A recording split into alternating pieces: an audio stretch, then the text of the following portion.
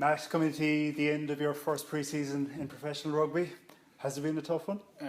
Yeah, it's been very tough. Obviously, it took a couple of weeks to get used to it, but the guys managed me really well, so the body just about held up, so ready to go nice and fresh now for Friday. I suppose comparing your schedule with what you had in the past few weeks in comparison to this time last year, both in lifestyle and training load, how different is it? Yeah, last year I probably would have been recovering from holidays at this time, but yeah, it's massively different. I mean, playing AL last year I would have been working a job and going training in the evenings, and we would have had a tough schedule, but I mean, it's nice to be able to concentrate day in, day out on rugby, on the gym, on eating well and all that kind of stuff. So it is different, but I think it has a lot of benefits, obviously. Exactly. I suppose it's a game of small margins, but it's those small margins that make the biggest difference. Yeah, definitely. I think there's a lot of background work obviously goes in, the huge S&C work, and that's really stood to me so far, and I've noticed big changes, so hopefully we can keep progressing on. I think every player has one part of pre-season in particular that they dislike the most. For yourself? I got my first experience on a watt bike, so most of the lads will know that, so I'll be avoiding that one where I can. Good stuff. And then when it comes to playing the actual game, where do you notice the big difference? Is it intensity, physicality between the club game and the professional game? I think there's a bit of a step up in all those things you just mentioned. Obviously the guys are bigger, there's a huge intensity and the skill level's up, but the AL is a very high standard, I think, especially as you go to the latter stages of competition.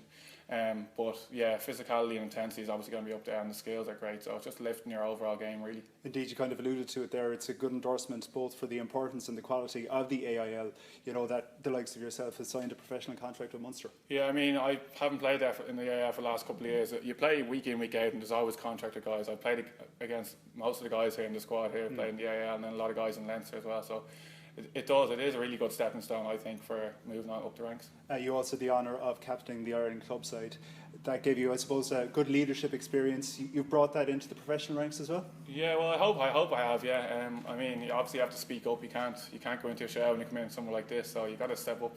You got to have that talk, and you got to lead people. But obviously, there's a lot of leaders here, so I don't think I'll be stepping up too far. But you got to have your voice, and you got to be confident in your ability. So yeah, that definitely did. You look at the likes of Donegal O'Callaghan. I mean, Irish international, British and Irish Lion. You got the likes of Francis Aili, who's just arrived, and All Black. So you learn off those guys as well when you train with them. Yeah, absolutely. Like, it's unbelievable to train with people like that, and they have so much knowledge, and you can just see the way they carry themselves on the pitch, and even off the pitch, the experience it really tells. So it's nice to learn as much as you can from those kind of people. Your club Clontarf must have been a proud day when you signed the contract with Munster. Absolutely, yeah. I mean, I harbour ambitions of staying there this year, but we'll see what happens. But yeah, they're all absolutely delighted for me, and there's a few other guys who've signed with Leinster and stuff like that. So last year's team, we've done pretty well out of it. A lot of work being done off the pitch. Grenoble this weekend. What have you learned about Grenoble so far?